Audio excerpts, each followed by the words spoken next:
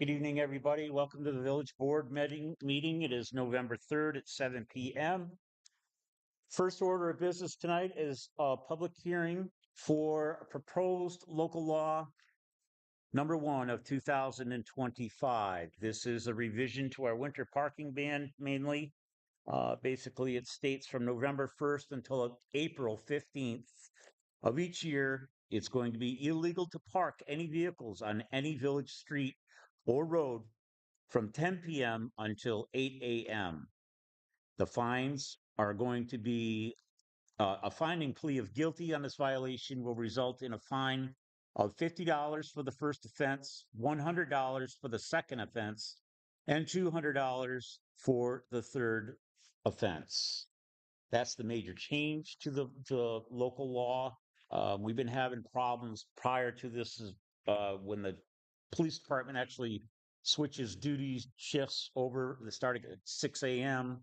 The old law did not give us time to actually do some enforcement of this law. So we changed the time frames, and we have also changed the fees for the fines of this. It's very important because it gives our DPW a chance to actually clear the streets, make them safer for everybody to operate on, and it gives them a longer time frame to actually work within, especially with school starting and everything like that. Um, so at this point in time, I'm going to open the floor to anybody who would like to speak up or ask any questions about this law. And I'm going to open the floor to anybody that would like to have anything to say about this. Eric. What would happen with say on Main Street if say somebody opened a business like what Scotty's used to be and was open at 4:30 or 5 or 6 in the morning? Would they not be able to have any parking on Main Street for that business? Basically, the law explains that there is no overnight parking, and there is minimum of 2-hour parking max actually on Main Street as there is. The signs are posted there. So if there's a building or a business that's opened at 6 a.m. and they're parked there, they maybe get plowed in. Mind you, we do not plow Main Street. That's a county that comes down through there. And if your car gets plowed in, that's going to be a tough escape for somebody to get out of a big storm. So, uh, again, there is a 2-hour parking maximum on Main Street as there is during snowstorms and everything. You shouldn't be parking on Main Street, especially if the roads are going to be plowed in by the county on that. I still understand that makes little sense. But I'm still able but if business is an adult includes the whole lot, and then whole lot, not just the one or two things, as it had to be at the meeting. Would it also mean that if a business opened up at 6 a.m., the current law in our house, like snowstorm, there's no overnight parking. If a business was open at anytime 4:30 later, and somebody they parked when it's breakfast at Archie's, they were out by Mhm. 36. In that situation, there is 2 free parking lots on Main Street. There was one that's right at the intersection of Church and you know where that one is by the old Swanson building there, Church and Main, which can house about 35, 40 cars there. There's also a parking lot, a free parking lot owned by the village that's down by the railroad station, the old railroad station, the bed and breakfast, that can also house about good 30 or 40 cars. There's also parking in back of O'Reilly's out back there that people can park. Um, they may have to walk in to get their coffee or whatever at 6 a.m., but so be it. I can't control the weather, but we're going to have to control the parking just for the safety of everybody involved. Okay? Thank you. Anybody else have any questions? Sure. Yes. Last month's meeting, I heard the president also might be addressing motorcycles. We were not putting the motorbikes on sidewalks. That is actually a law that's in effect already. Ernie, if you'd like to explain a little bit about that. Just like I said, we really don't need to do that. I guess we can issue tickets if we see somebody out bicycle, e-bike, or motorbike on the sidewalk. And as you stated last word, it should not be allowed. Right. So that is already a law that's in effect. We can enforce it, and that's not part of this. But, you know, new laws come out all the time, and yeah, there's different designations, different types of e-bikes based on how fast they can go. And really, any bike that exceeds the speed limit here technically would be in violation of that law. Anybody else have any questions about local law number 1 of 2025? No further comment from the public. Mayor, I make a motion, we close the public hearing. Okay. Dean makes the motion to close the public hearing on this law. I second. And Paul seconds. All in favor? Aye. Okay, continuing on, I'm calling to order our regular session. And first order of business is we need to consider action on the proposed local law number 1 of 2025. I'm going to do a roll call vote on this. Heather? Aye. Paul? Aye. Yes. Dean? Yes. Denise? Yes. And I also vote yes. So thank you, everybody, for the time and energy, and Michael Martin's office for putting the time and energy into this too as well. This local law has now passed. The board has approved this, and this will become effective immediately. So it's actually in effect as of now. So please be aware of it. It'll be printed up and put into the local paper, and there will be copies of the law right here in our office if anybody does want to see it. Okay, moving along.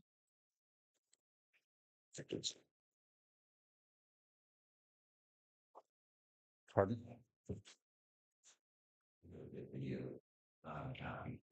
Oh, okay. From what? Okay. Yep. Okay. Yep, we'll get it signed for you. Moving along. Going to ratify. We need the vote to or a motion to ratify the meeting minutes of our last meeting on 10/6.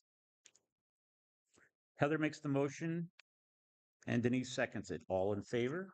Aye. Aye. Moving along to our monthly reports, we have our local DPW water report. Sample was taken at 89 North Street. A sample was also taken at 75 Quaker Street, and a sample at 48 East Potter. All of the samples came back good. The village water is safe to drink. We have our report from Curtis Padone, our local code enforcement officer. He had 14 verbal warnings issued. 6 of them were written warnings. 2 have been referred to the village court. 3 building permits have been applied for, and 2 demolition permits have been applied for. I have our report from the Granville Fire Department from Chief Michael Zinn. Structure fires came in at 2, fire alarms 4, carbon monoxide alarms 1, EMS assist at 4, motor vehicle crashes at 2, grass and brush fires at 1, stove fires at 1, trees and lines down at 1. Total alarms for October was 17. Total calls year to date is at 167. We have our report from Chief Ernie Bassett. Total incidents for the month of October, 158. Total incidents year to date, 1,327. Total investigations year to date is at 175. And last but not least, we have our report from Justice Roger Ferrando. This is to certify that my report for the month of October was transmitted electronically on Monday, November 3rd, 2025. A check for the amount of $2,846 was sent to the Chief Fiscal Officer of the Village of Granville, New York on Monday, November 3rd, 2025. That's it. That's all I have for the reports. I would need a motion to accept the reports as read. Dean makes the motion. I'll second it. Paul seconds. All in favor? Aye. And I vote aye as well. Okay. Moving along on our appropriations. Let me get to the right page here.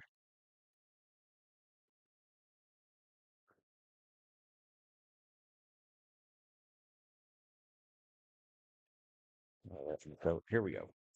In the general fund, we had $42,730.04. The sewer fund came in at $21,545.37. Water fund at $11,124.35. Senior shuttle, $1,295.53.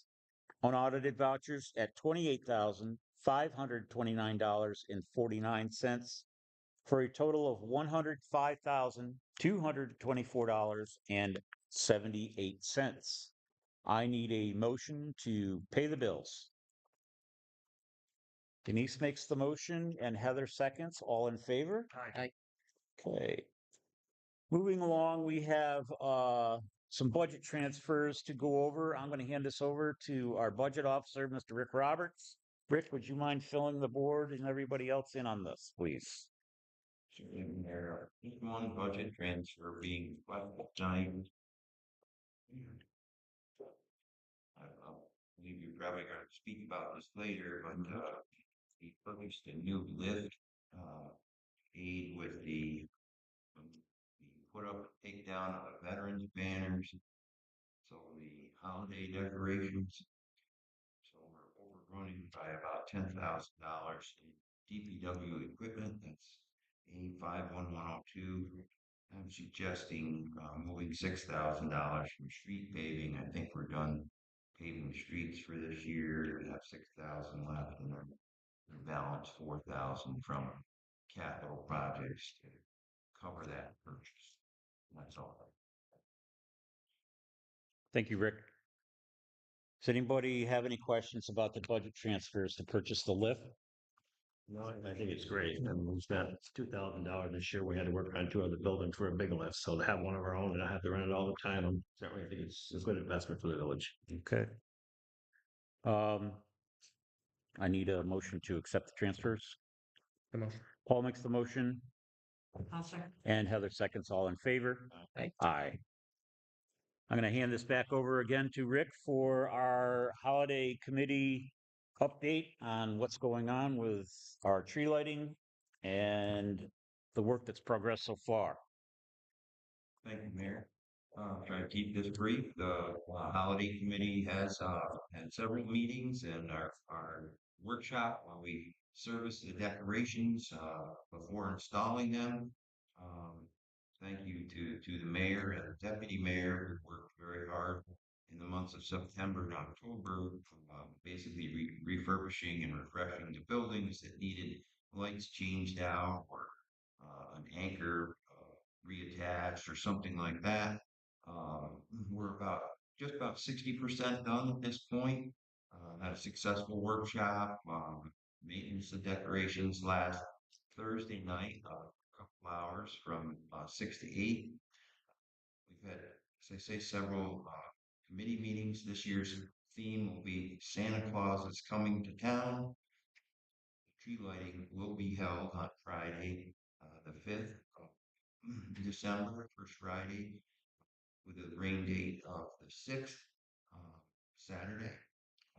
We had our first installation day. I thought that went well this weekend. Church Street Bridge done, Trestle Bridge done, a number of other projects, the walkway down at Slate Valley Museum, pocket library, some split rail fences, bushes by the footbridge. So we're off to a good start. I anticipate that we'll, another 3 weekends here before Thanksgiving. We should have the village just about ready to go by Thanksgiving. I think people that come home for the Thanksgiving holiday, that's kind of the kickoff of the holiday season.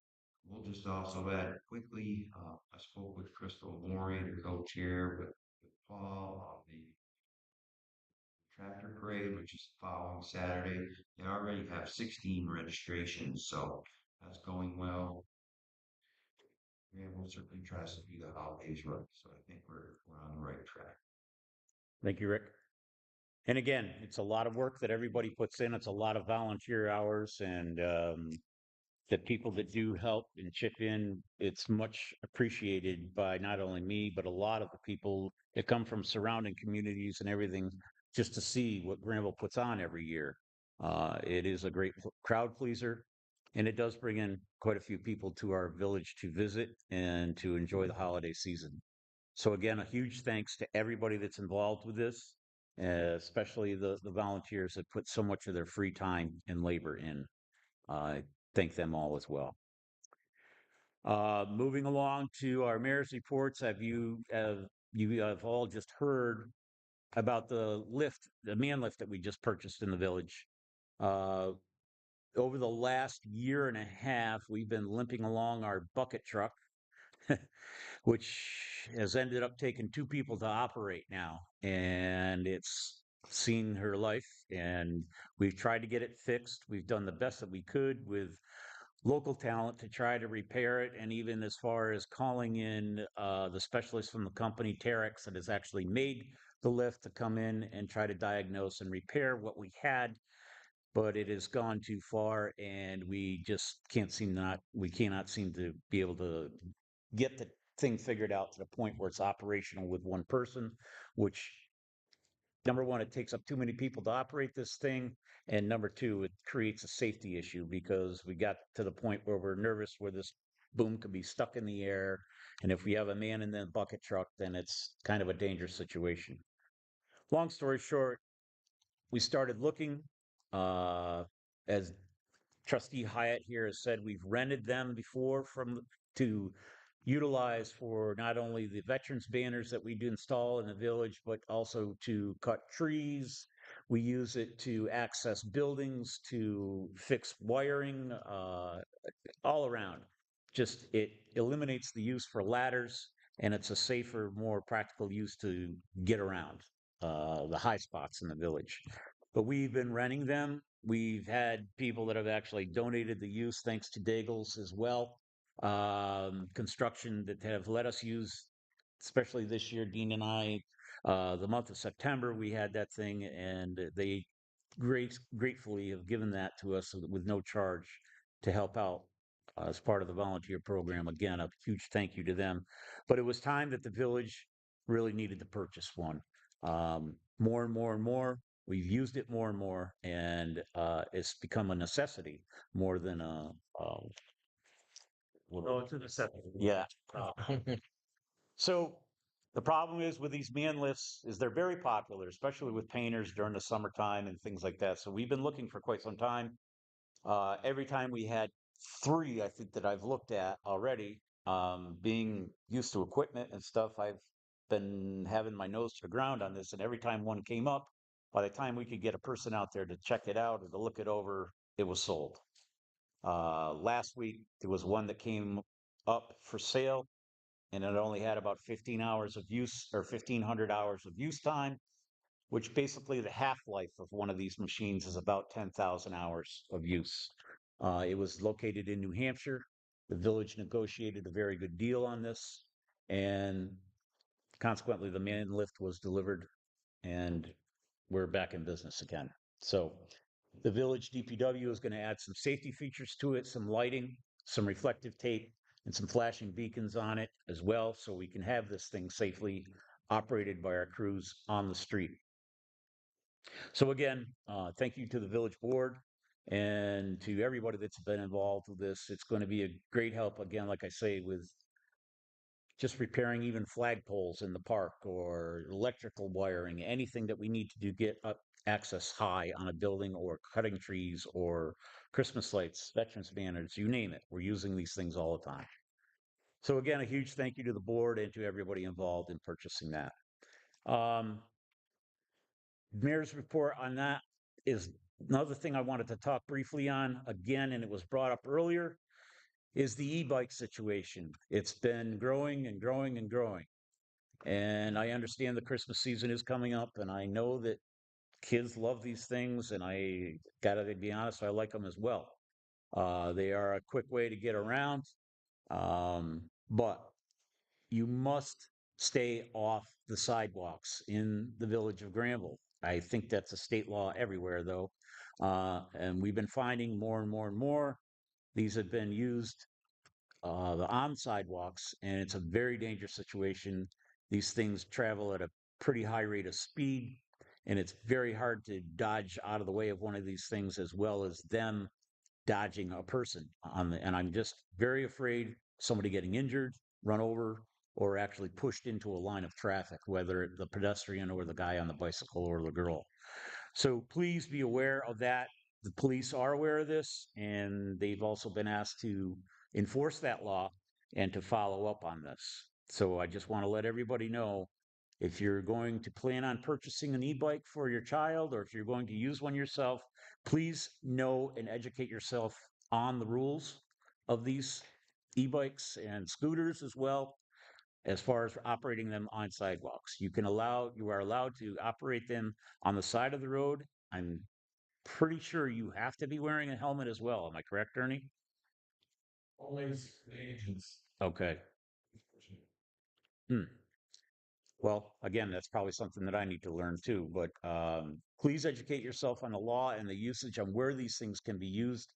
It's not a free for all that you can zigzag inside of traffic and dodge around people just to get from point A to point B on a quick rate of speed. These things can be dangerous. They can be as dangerous, and they travel as fast as Ernie says. The speed limit in Granville is up to 30 miles an hour. Uh, Getting hit from one of these things can be very dangerous, and it could cause a lot of damage. So please inform yourself and your children as well. Other than that, for mayor's reports, I don't have anything else to report. At this time, I'm going to open the floor to public comment. If anybody would like to say anything, please address the board. You have 5 minutes to address the board.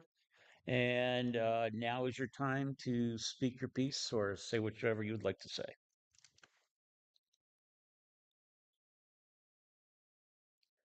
Okay. I do not have anybody from the floor that would like to say or talk to the board, so I'm now going to close the public comment session of this meeting. At this point, I need a motion to adjourn to executive. Oh, now you go ahead. Sorry. Comment. Get around better. And the work that the police department did while I was laid up and hospitalized later was much appreciated. Just a thanks for me, that's all. Okay. Thank you, George. Appreciate your comment. Good to see you out and about. Okay, I need a motion from the board to adjourn to executive session to discuss some employee relations and contract negotiations. Paul makes the motion. Denise seconds. All in favor? We'll be right back, folks.